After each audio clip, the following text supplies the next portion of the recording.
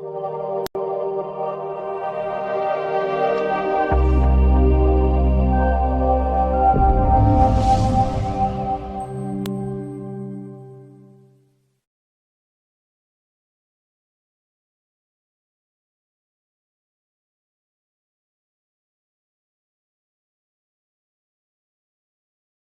Bengaluru city university NEP syllabus 2021 ಕೂಡ ಒಂದು question ಕೊಟ್ಟಿದ್ದಾರೆ. ಓದ್ಬಿಡ್ತೀನಿ ನೋಡಿ. Shrimati Pranati is the owner of 3 houses. Following are the particulars related to 3 houses. House 1, 2, 3. ಇಲ್ಲಿ ಸ್ಟ್ಯಾಂಡರ್ಡ್ ರೆಂಟ್ ಕೊಟ್ಟಿದ್ದಾರೆ ನೋಡಿ. ಮೊದಲನೇ ಮನೆ house 1 let out, house 2 let out, house 3 self occupied. ಓಕೆನಾ. ಮುನ್ಸಿಪಲ್ ವ್ಯಾಲ್ಯೂ ಕೊಟ್ಟಿದ್ದಾನೆ, ಫೇರ್ ರೆಂಟಲ್ ಕೊಟ್ಟಿದ್ದಾನೆ, ಆಕ್ಚುಯಲ್ ರೆಂಟ್ ಕೊಟ್ಟಿದ್ದಾನೆ, municipal taxes pay 10% on municipal value ಅಂತ ಇದೆ. ರಿಪೇರ್ ಚಾರ್ಜಸ್ ಎಲ್ಲೂ ತಗೊಳ್ಳೋದಿಲ್ಲ. ಶ್ರೀಮತಿ ಪ್ರಣತಿ ಬಾರೋಡ್ 6 lakhs at 10% per annum from a bank for the construction of house 3 and construction completed on 31st of May 2018 ಅಂತ ಇದೆ. 18 ಅಂತ ಹೇಳಿದ್ರೆ 2 ವರ್ಷದ ಹಿಂದೆ ಅಂತ ಹೇಳಿದ್ರೆ 21. ಓಕೆನಾ. 19, 18, 19, 20, 22, 21ರಲ್ಲಿ ಕಂಪ್ಲೀಟ್ ಆಗಿದೆ. ಓಕೆನಾ. 31st May 21 ಅಲ್ಲಿ ಕಂಪ್ಲೀಟ್ ಆಗಿದೆ. And date of borrowing loan is 1st of April 2027. Date of borrowing loan 1/4/2020. 1/4/2020 ಬರೀಲ್ಲ ಇಲ್ಲಿ ಡೇಟು ನೋಡಿ. ಲೋನ್ ಬಾರೋ ಡೇಟ್ ಬಂದು ಲೋನ್ ಬಾರೋ is 1st of April 2020. Construction completed on 31st of May 2021. ಅರ್ಥ ಆಯ್ತೇನಪ್ಪ. And determine income from house property of Srimati Pranati for the assessment year 2021. ಓಕೆನಪ್ಪ sir. ಇದರಲ್ಲಿ ಏನು calculations ಇಲ್ಲ, ಬರೀ ಇಂಟ್ರೆಸ್ಟ್ ಮಾತ್ರನೇ ಕ್ಯಾಲ್ಕುಲೇಷನ್ ಇರೋದು, ಬೇರೆ ದೇವರಾಗಿ ಏನೂ ಇಲ್ಲ. ಅದು ಯಾವುದು ಹೌಸ್ 3 ಯಾವ್ದು ಹೌಸ್ 3 ಮಾತ್ರ ಬರುತ್ತೆ. ಹೌಸ್ 1 ಪಟ ಅಂತ 2 ನಿಮಿಷದಲ್ಲಿ ಮಾಡ್ಬಿಡ್ಬೋದು. ಏನ್ ಹೇಳಿ ಪಟ. ಓಕೆನಾ. ಈಗ house number 1 first municipal rental value ಎಷ್ಟು ಕೊಟ್ಟಿದ್ದಾನಪ್ಪ? 2 lakhs. Fair rental value 3,60,000. 3,60,000. ಇವೆರಡರಲ್ಲಿ ಯಾವ್ದಪ್ಪ ಜಾಸ್ತಿ ಇದೆ? 3,60,000. ಇದು ಸ್ಟೆಪ್ 1 ಬರುತ್ತೆ. ಕರೆಕ್ಟ್ ಏನಪ್ಪ? ಸ್ಟೆಪ್ 2 ಹೋಗೋಣ. ಫೇರ್ ರೆಂಟಲ್ ವ್ಯಾಲ್ಯೂ ಜಾಸ್ತಿ ಇದೆ 3,60,000. Standard rent 3 lakhs. 3 lakhs. ಯಾವ್ದಪ್ಪ ಕಡಿಮೆ ಇದೆ? Standard rent. ಇವೆರಡರಲ್ಲಿ ಯಾವ್ದು ಕಡಿಮೆ ಇದೆ ಅದನ್ನ ಸ್ಟೆಪ್ 3 ತಗೊಂಡು ಹೋಗೋಣ. ಓಕೆನಾ. ಸ್ಟೆಪ್ 3 ನಲ್ಲಿ ಎಕ್ಸ್ಪೆಕ್ಟೆಡ್ ರೆಂಟಲ್ ವ್ಯಾಲ್ಯೂ ಇವೆರಡರಲ್ಲಿ ಯಾವ್ದು ಕಡಿಮೆ ಇದೆ? 3 lakhs. ಇದನ್ನ actual rent ಎಷ್ಟಿದೆಯಪ್ಪ? 30,000 per month. 30,000 into 12 ಅಂದ್ರೆ 3,60,000. ಇವೆರಡರಲ್ಲಿ ಯಾವ್ದಪ್ಪ ಹೈಯೆಸ್ಟ್ ಇರೋದು? 3,60,000. 3,60,000. ಇದನ್ನೇ ನಾನೇನಂತ ಹೇಳ್ಬೋದು?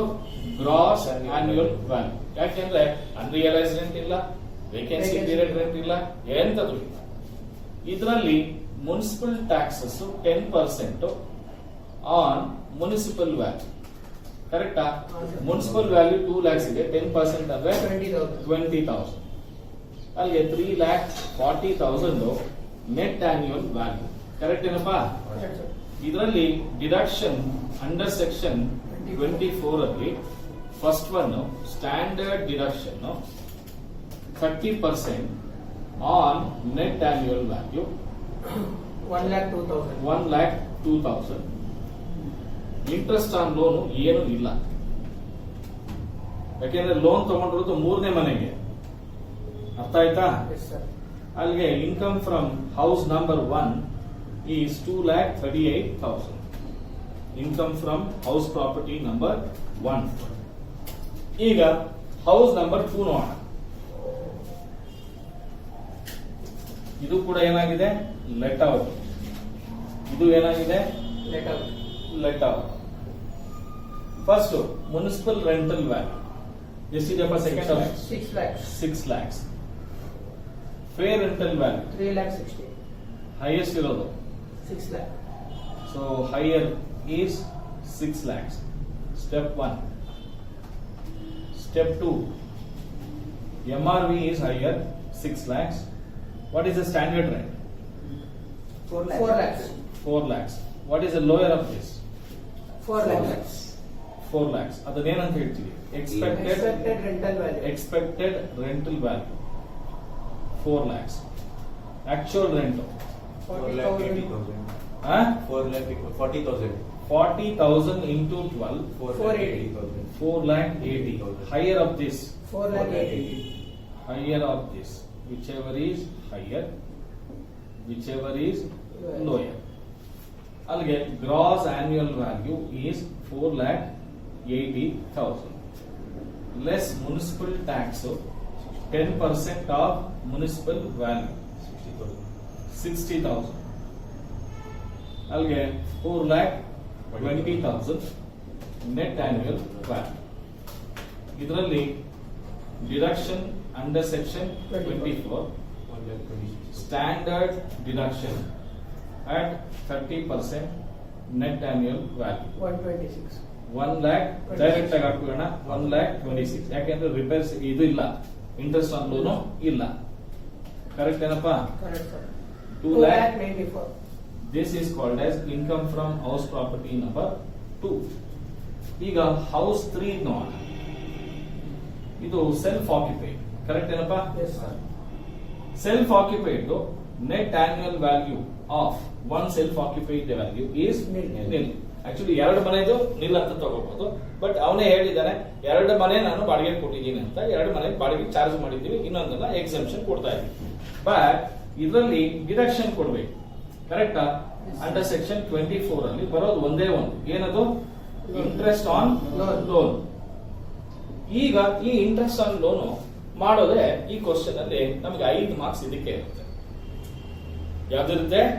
5 ಮಾರ್ಕ್ಸ್ ಇಂಟ್ರೆಸ್ಟ್ ಆನ್ ಲೋನ್ಗೆ ಇರುತ್ತೆ. ಅರ್ಥ ಆಗ್ತಿದ್ಯಾ? ನೋಡಿ, ಕ್ವಶನ್ ಅಲ್ಲಿ 2018 ಇರೋ ಜಾಗದಲ್ಲಿ 21 ಅಂತ ಹಾಕೊಳ್ಳಿ, 17 ಅಂತ ಇರೋ ಜಾಗದಲ್ಲಿ 20 ಅಂತ ಹಾಕೊಂಡಿದ್ದೀವಿ, ಅಷ್ಟೇ, ಏನಿಲ್ಲ. ಅರ್ಥ ಆಗ್ತಿದ್ಯಾ? ನಮ್ಮ ಪ್ರೀವಿಯಸ್ ಇಯರ್ ಯಾವುದು? 2023-24. ಕರೆಕ್ಟಾ? ಅವನು 6 ಲಕ್ಷ ರೂಪಾಯಿ ಲೋನ್ ತಗೊಂಡಿದಂತೆ. ರೇಟ್ ಆಫ್ ಇಂಟ್ರೆಸ್ಟ್ ಎಷ್ಟು ಅಂತ ಹೇಳ್ತಾ ಇದ್ದಾನೆ? 10%. ಕರೆಕ್ಟಾ? ನೋಡಿ, ಲೋನ್ ತಗೊಂಡಿರೋದು 2020 ನಲ್ಲಿ, 1st ಏಪ್ರಿಲ್ 20 ನಲ್ಲಿ. ಕನ್ಸ್ಟ್ರಕ್ಷನ್ ಕಂಪ್ಲೀಟ್ ಆಗಿರೋದು ಯಾವತ್ತು? 21 ಮೇ ನಲ್ಲಿ. ಕರೆಕ್ಟ್ ಏನಪ್ಪಾ? Yes or no? Yes, sir. Yes sir. ಈಗ ನಾವು ಲೋನ್ ತಗೊಂಡಿರೋದು ಇಲ್ಲಿ, ಕನ್ಸ್ಟ್ರಕ್ಷನ್ ಕಂಪ್ಲೀಟ್ ಆಗಿರೋದು ಇಲ್ಲಿ. ಅಂದ್ರೆ ಲೋನ್ ಕನ್ಸ್ಟ್ರಕ್ಷನ್ ಕಂಪ್ಲೀಟ್ ಆಗೋದಕ್ಕೆ ಮುಂಚೆ 1 ವರ್ಷದ ಮೇಲೆ ಇಂಟ್ರೆಸ್ಟ್ ಕಟ್ಟಿದ್ದಾನೆ. ಅದಕ್ಕೆ ಡಿಡಕ್ಷನ್ ಇದೆಯಾ ಇಲ್ವಾ ಅಂತ ಹೇಳಿದ್ರೆ ಇದೆ. ಅದನ್ನ ಏನಂತ ಹೇಳ್ತೀವಿ? ಪ್ರೀ ಕನ್ಸ್ಟ್ರಕ್ಷನ್ ಇಂಟ್ರೆಸ್ಟ್ ಅಂತ ಹೇಳ್ತೀವಿ. ಏನಂತ ಹೇಳ್ತೀವಿ? Pre construction interest. ಓಕೆನಾ? ಈಗ first calculation of pre construction interest ಹೆಂಗ್ ಕ್ಯಾಲ್ಕುಲೇಟ್ ಮಾಡೋದು ಅಂದ್ರೆ, ನೋಡಿ, ಲೋನ್ ಬಾರೋ ಡೇಟು 1/4/2020. ಇಲ್ಲಿಂದ ಕನ್ಸ್ಟ್ರಕ್ಷನ್ ಕಂಪ್ಲೀಟ್ ಆಗಿರೋ ಡೇಟ್ ವರೆಗೂ. ಕನ್ಸ್ಟ್ರಕ್ಷನ್ ಕಂಪ್ಲೀಟ್ ಆಗಿರೋದು ಯಾವತ್ತು? ಮೇ 21 ಅಲ್ಲಿ. ನಾವು ಯಾವುದೇ ಮಂತ್ ಅಲ್ಲಿ ಕನ್ಸ್ಟ್ರಕ್ಷನ್ ಕಂಪ್ಲೀಟ್ ಆಗಿದ್ರೆ, ಯಾವ ಮಂತ್ ಅಲ್ಲಿ ಆಗಿದ್ರು ಆಗಿ, ನಾವು ಆ ಮಂತ್ ನ ಹಿಂದೆ ಇರ್ತಕ್ಕಂಥ ಮಾರ್ಚ್ಗೆ ಎಂಡ್ ಮಾಡ್ತೀವಿ. ಈಗ ಮೇಗೆ ಕಂಪ್ಲೀಟ್ ಆಗಿದೆ, ಅದರಿಂದ ಮಾರ್ಚ್ ಯಾವ ವರ್ಷದಲ್ಲಿ ಬರುತ್ತೆ? 21 ಅಲ್ಲೇ ಬರುತ್ತೆ. 21. ಈಗ ಮೇ 21 ಅಲ್ಲಿ ಕಂಪ್ಲೀಟ್ ಆಗಿರೋದು. ಪ್ರೀ ಕನ್ಸ್ಟ್ರಕ್ಷನ್ ಇಂಟ್ರೆಸ್ಟ್ ನ ಕ್ಯಾಲ್ಕುಲೇಟ್ ಮಾಡಬೇಕಾದ್ರೆ ಯಾವ ಮಂತ್ ಅಲ್ಲಿ, ಯಾವ ಇಯರ್ ಅಲ್ಲಿ ಕಂಪ್ಲೀಟ್ ಆಗಿದೆ ನೋಡ್ತೀವಿ. ಯಾವ ಮಂತ್ ಅಲ್ಲಿ ಕಂಪ್ಲೀಟ್ ಆಗಿದೆ ಅದರ ಹಿಂದಿನ ಮಾರ್ಚ್ಗೆ ತಗೊಳ್ತೀವಿ. Sir, ಈಗ ಅದೇ year ಅಲ್ಲಿ September. ಸಪೋಸ್ ಇದು 31st ಫೆಬ್ರವರಿ ಅಂತ ಕೊಟ್ಟಿದ್ರೆ, 31st ಫೆಬ್ರವರಿ ಅಂತ ಕೊಟ್ಟಿದ್ರೆ ಆಗ ₹1 ಪ್ರೀ ಕನ್ಸ್ಟ್ರಕ್ಷನ್ ಇಂಟ್ರೆಸ್ಟ್ ಬರುತ್ತೆ. ಯಾಕೆಂದ್ರೆ ಅದರ ಹಿಂದೆ ಮಾರ್ಚ್ 20 ಬಂದ್ಬಿಡುತ್ತೆ. ಸಪೋಸ್ ಇದು ಡಿಸೆಂಬರ್ 21 ಅಲ್ಲಿ ಆಗಿತ್ತು, ಅದ್ರ ಹಿಂದಿನ ಮಾರ್ಚ್ ಯಾವುದು? 20. 31st ಮಾರ್ಚ್ 20 ಬರುತ್ತೆ. ಅರ್ಥ ಆಗ್ತಿದೆಯಾ ನಿಮ್ಗೆ? All of you got it? So ಹಾಗಾದ್ರೆ ನಾವು we will take till 31st March 2021. How many years? 1 year. Correct ಏನಪ್ಪಾ? Yes, sir. ಈಗ ನಾವು ಪ್ರೀ ಕನ್ಸ್ಟ್ರಕ್ಷನ್ ಇಂಟ್ರೆಸ್ಟ್ ನ ಕ್ಯಾಲ್ಕುಲೇಟ್ ಮಾಡ್ತೀವಿ. ಹೆಂಗ್ ಮಾಡ್ತೀವಿ ಅಂದ್ರೆ 6 ಲಕ್ಷದ ಮೇಲೆ 10%, ಹೌದಾ, ಒಂದು ವರ್ಷಕ್ಕೆ ಎಷ್ಟಾಗುತ್ತೆ ಹೇಳಿ? 60,000 ಬರುತ್ತೆ. ಕರೆಕ್ಟಾ?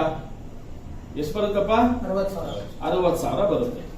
ಈ 60,000 ರೂಪಾಯಿನ ನಾವು ಫುಲ್ ಅಮೌಂಟ್ ಅನ್ನ ನಾವು ಡಿಡಕ್ಷನ್ ಕೊಡಲ್ಲ. ಯಾವ ವರ್ಷ? 23-24 ಕೊಡಲ್ಲ.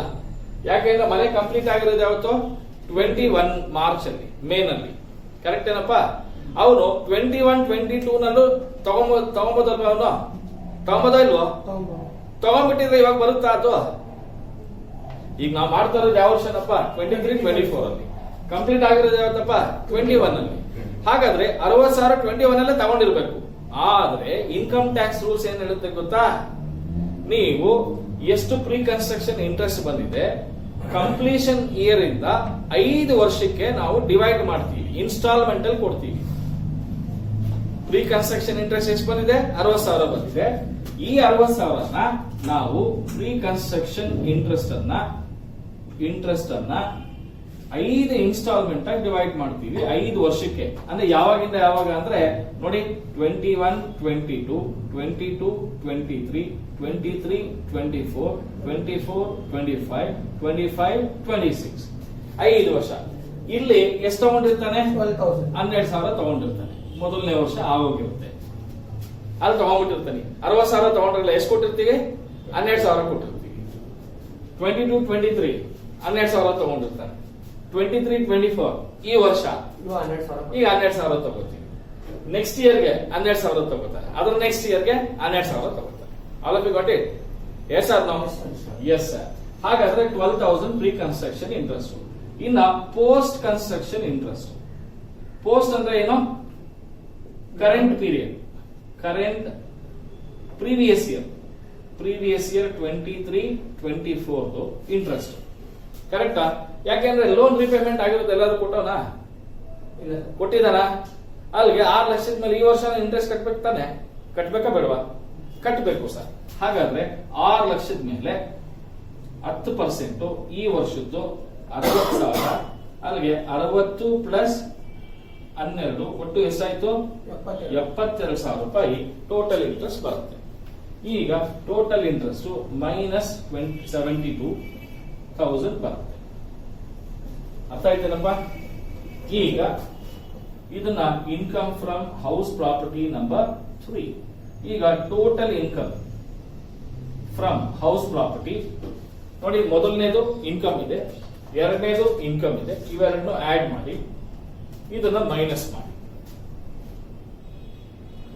5 4,60,000. 4,60,000. ಸರ್ ಇಷ್ಟು ಮಾಡಿದ್ರೆ ನಿಮ್ಗೆ 12 ಮಾರ್ಕ್ಸ್ ಬಂದಿದೆ. Sir pre construction period interest ಅಂದ್ರೆ ಓಕೆನಾ, ನಮ್ಮ ಪ್ರೀವಿಯಸ್ ಇಯರ್ ಹಿಂದೆ ಲೋನ್ ತಗೊಂಡಿರ್ತಾರೆ. ನಮ್ಮ ಪ್ರೀವಿಯಸ್ ಇಯರ್ ಹಿಂದೆ ಕನ್ಸ್ಟ್ರಕ್ಷನ್ ಕಂಪ್ಲೀಟ್ ಆಗಿರುತ್ತೋ ಅಥವಾ ಲೋನ್ ಏನಾದ್ರು ರೀಪೇಮೆಂಟ್ ಆಗಿರುತ್ತೋ ಗೊತ್ತಿರಲ್ಲ. ಲೋನ್ ರೀಪೇಮೆಂಟ್ ಆದ್ರೂ ಆಗಿರ್ಬೋದು, ಕನ್ಸ್ಟ್ರಕ್ಷನ್ ಆದ್ರೂ ಕಂಪ್ಲೀಟ್ ಆಗಿರ್ಬೋದು. ಓಕೆನಾ? ಲೋನ್ ತಗೊಂಡಾಗಿಂದ ಇಂಟ್ರೆಸ್ಟ್ ಕಟ್ತಾ ಇರ್ತಾನೆ ತಾನೆ, ಅದು ಎಕ್ಸ್ಪೆನ್ಸಸ್ ತಾನೆ. ನಮ್ಗೆ ಎಕ್ಸ್ಪೆನ್ಸಸ್ ಅಲ್ವಾ? ಎಕ್ಸ್ಪೆನ್ಸಸ್. ಇನ್ಕಮ್ ಟ್ಯಾಕ್ಸ್ ಡಿಪಾರ್ಟ್ಮೆಂಟ್ ಏನ್ ಹೇಳುತ್ತೆ ನೋಡಪ್ಪ, ಕನ್ಸ್ಟ್ರಕ್ಷನ್ ಇಂತ ಮುಂಚೆ ಕಂಪ್ಲೀಟ್ ಆಗೋದಕ್ಕೆ ಮುಂಚೆ ತಗೊಂಡಿರೋ ಇಂಟ್ರೆಸ್ಟ್ ಏನಿದೆ ಅಲ್ವಾ, ಅದನ್ನ ನಾನು ಕನ್ಸ್ಟ್ರಕ್ಷನ್ ಆಗಿರೋ ವರ್ಷದಲ್ಲಿ ಫುಲ್ ಕೊಡೋದಿಲ್ಲ. ಎಷ್ಟು ಅಮೌಂಟ್ ಟೋಟಲ್ ಬಂದಿರುತ್ತೆ ಪ್ರೀ ಕನ್ಸ್ಟ್ರಕ್ಷನ್ ಪೀರಿಯಡ್ ಇಂಟ್ರೆಸ್ಟ್, ಅದನ್ನ 5 ವರ್ಷಕ್ಕೆ ಡಿವೈಡ್ ಮಾಡ್ತೀನಿ ಅಂತ ಹೇಳ್ತಾನೆ. ಯಾವ್ದ್ರಿಂದ? ಕಂಪ್ಲೀಟೆಡ್ ವರ್ಷದಿಂದ. ಕಂಪ್ಲೀಟೆಡ್ ಆಗಿರೋದು 21-22 ಇಂದ 5 ವರ್ಷ ಕೊಡ್ತೀವಿ. 21-22 ಇಂದ 25-26 5 ವರ್ಷಕ್ಕೆ ಡಿವೈಡ್ ಮಾಡಿದ್ರೆ 12,000. ಅರ್ಥ ಆಗ್ತಿದ್ಯಾ? ಅವನಿಗೆ ಡಿಡಕ್ಷನ್ ಬಂತು, ಬಟ್ ಒಂದೇ ಸಾರಿ ಕೊಡಲ್ಲ ಅಷ್ಟೇ ಪ್ರೀ ಕನ್ಸ್ಟ್ರಕ್ಷನ್ ಇಂಟ್ರೆಸ್ಟ್. ಅವಾಗ ಗಾಟ್ ಇಟ್? ಯಾಕೆಂದ್ರೆ ಲೋನ್ ತಗೊಂಡಿರೋದು ಒಂದಿನ ಆಗಿರುತ್ತೆ, ಕಂಪ್ಲೀಟ್ ಆಗಿರೋದು ಒಂದಿನ ಆಗಿರುತ್ತೆ. ಅದ್ರ ಮಧ್ಯದಲ್ಲಿ ಬ್ಯಾಂಕ್ ನಾವು ಸುಮ್ಮನೆ ಬಿಡ್ತಾನ, ಅಪ್ಪ ಬಡ್ಡಿ ಕಟ್ಟಪ್ಪ ಅಂತ ಹೇಳ್ತಾರೆ. ಹೌದಾ? ಅದನ್ನೇ ಎಕ್ಸ್ಪೆನ್ಸಸ್ ತಾನೆ, ಅದನ್ನ ಹೇಳ್ತಾರ. ಮತ್ತೆ ಇನ್ನ ಈ ವರ್ಷ ಇನ್ನ ಲೋನ್ ರಿಪೇಮೆಂಟ್ ಆಗಿಲ್ಲ, 6 ಲಕ್ಷ ಆಗಿ ಉಳಿಸ್ಕೊಂಡು ಈ ವರ್ಷನೇ ಏನ್ ಕಟ್ಬೇಕು? 10% ಬಡ್ಡಿ ಕಟ್ಟಬೇಕು. ಅದನ್ನು ಸೇರಿಸಿದ್ರೆ 72,000 ಸಿಗುತ್ತೆ. ಸರ್ ಹತ್ರ 60,000 ಎವ್ರಿ ಇಯರ್ಗೆ ಆಡ್ ಮಾಡ್ಕೋಬೇಕಾ ಸರ್ ಅವರು ಕಮಿಂಗ್ ನೆಕ್ಸ್ಟ್ ಈಗ ನೆಕ್ಸ್ಟ್ 2 ಇಯರ್ಸ್ಗೆ 24-25 12,000, 25-26ಗೆ 12,000, ಸೊ ಮತ್ತೆ 26-27 ಇಂದ 12,000 ಸಿಗಲ್ಲ, ಆಗೋಯ್ತು. ಅವಾಗ ಬರೀ 6 lakhsಗೆ 10% ಆವಾಗ ಬರೀ ಅದನ್ನ- ಅದು ಲೋನ್ ಉಳಿಸ್ಕೊಂಡಿದ್ರೆ, ಲೋನ್ ರಿಪೇಮೆಂಟ್ ಆಗಿದ್ರೆ ಇಂಟ್ರೆಸ್ಟ್ ಡಿಡಕ್ಷನ್ ಇರಲ್ಲ. ಓಕೆ ಸರ್, ಅರ್ಥ ಆಯ್ತಾ? ಅರ್ಥ ಆಯ್ತು ಸರ್. ಪಕ್ಕ ಅರ್ಥ ಆಯ್ತಾ? Yes sir. ಸಪೋಸ್ ಇದು ಕನ್ಸ್ಟ್ರಕ್ಷನ್ ಕಂಪ್ಲೀಟ್ ಆಗಿರೋದ್ರ ಬದಲು, ಇದು ಕೇಳಿಸ್ಕೊಳ್ಳಿ ತುಂಬಾ ಇಂಪಾರ್ಟೆಂಟ್, ಕನ್ಸ್ಟ್ರಕ್ಷನ್ ಕಂಪ್ಲೀಟೆಡ್ ಆಗಿರೋ ಬದಲು ಲೋನ್ ರಿಪೇಮೆಂಟ್ ಡೇಟ್ ಅನ್ನೋದು ಇದೇ ಹಾಕಿದ್ರೆ ಆವಾಗ ಇಂಟ್ರೆಸ್ಟ್ ನ ನಾವು ಅಪ್ ಟು ಮೇ ವರೆಗೂ ತಗೊಳ್ತೀವಿ. ಯಾಕೆಂದ್ರೆ ರಿಪೇಮೆಂಟ್ ಆಗೋಗ್ಬಿಟ್ಟಿದೆ, ರಿಪೇಮೆಂಟ್ ಆಗೋವರೆಗೂ ಹೌದಾ ಎಷ್ಟಾಗಿತ್ತು ಇಂಟ್ರೆಸ್ಟ್, ಅದನ್ನು ಡಿವೈಡೆಡ್ ಬೈ 5. ಕನ್ಸ್ಟ್ರಕ್ಷನ್ ಕಂಪ್ಲೀಟ್ ಆಗಿದ್ರೆ ಮಾತ್ರ ಯಾವ ಮಂತ್ ಅಲ್ಲಿ ಆಗಿದ್ರೆ ಅದ್ರ ಹಿಂದಿನ ಮಾರ್ಚ್ ತಗೊಳ್ತೀವಿ, ಯಾವ ಮಂತ್ ಅದ್ರ ಆಗಿರ್ಲಿ. ಈಗ ಜನವರಿ 21 ಅಲ್ಲಿ ಆಗಿದ್ರೆ ಮಾರ್ಚ್ 20 ಹೊರಟೋಗುತ್ತೆ, ಡಿಸೆಂಬರ್ 21 ಇದ್ರೆ ಮಾರ್ಚ್ 21 ಹೋಗುತ್ತೆ. ಹಂಗೆ ಅರ್ಥ ಆಗ್ತಿದ್ಯಾ? Yes sir. ಎಕ್ಸಾಂಪಲ್ ಹೇಳ್ಬೇಕು ಇನ್ನೊಂದೆರಡು. ಇಲ್ಲ ಸರ್, ಅರ್ಥ ಆಯ್ತು. ಅರ್ಥ ಆಯ್ತಾ? Okay, thank you.